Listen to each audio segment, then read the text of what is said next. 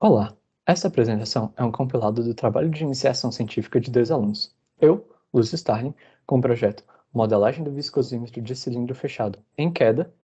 E eu, Ana Luísa Maia, com o projeto Modelagem do Viscosímetro de Cilindro Aberto em Queda. O título do compilado é Análise de viscosidade de fluidos newtonianos em viscosímetro cilíndrico em queda livre.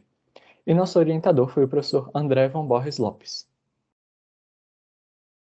A apresentação está dividida conforme apresentado no sumário. Comecemos pela introdução.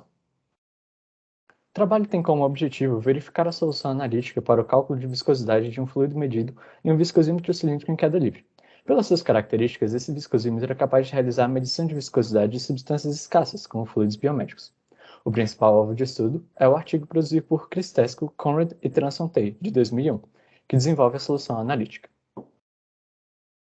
A formulação do problema é feita a partir dos desenhos esquemáticos apresentados no slide a seguir, em que o diagrama da esquerda ilustra o caso teórico e o diagrama da direita o caso real estudado. O caso teórico é representado por um viscosímetro de comprimento infinito, enquanto o caso real, ou experimental, é representado pelo viscosímetro de tamanho finito. A abordagem matemática do problema inicia-se pelas condições de contorno. A primeira condição de não deslizamento, ou seja, não há diferença entre a velocidade do fluido e a parede. A segunda é que um volume constante de fluido dentro do recipiente. Assim, obteve-se o campo de velocidades de acordo com a geometria do problema, usando-se a equação de Navier-Stokes e a equação da continuidade. Por fim, foi calculado o tensor de tensões e o balanço de forças no sentido axial. Para a análise do cilindro infinito, foram feitas simplificações das equações governantes para regime permanente, com componente angular e radial da velocidade do escoamento nulas e as forças do campo atuando apenas no sentido axial. Com essas equações resumidas, obteve-se a equação da velocidade do fluido na direção axial, além da fórmula para a tensão e as forças atuantes no fluido. Com isso, chegou-se à expressão para a velocidade limite do cilindro em queda. O processo de cálculo para o cilindro finito ocorreu de forma similar. Usou-se a condição de contorno de volume de fluido constante com os mesmos campos de velocidade e velocidade limite. A partir disso, o gradiente de pressão e o coeficiente de viscosidade puderam ser calculados em função das variáveis do problema. Foi possível também calcular o valor do raio crítico a partir da distribuição das tensões salientes no fluido. O primeiro resultado obtido foram os perfis de velocidade do fluido sob diversas circunstâncias.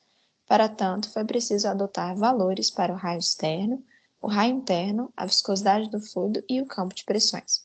3 situações são representadas nos gráficos a seguir. A primeira delas é do cilindro estacionário, a segunda, do cilindro se movendo para cima, e a terceira, um escoamento com gradiente de pressão nulo. De maneira similar, para o caso experimental, foi possível obter os gráficos de perfil de velocidade, em metros por segundo, e das tensões salientes, em Pascal, em função do raio em metros. Para isso, adotaram-se os valores de densidade do cilindro, densidade do fluido e campo magnético, raios externos e internos. A partir disso, os autores do artigo produziram resultados com o viscosímetro cilíndrico que eles mesmos construíram.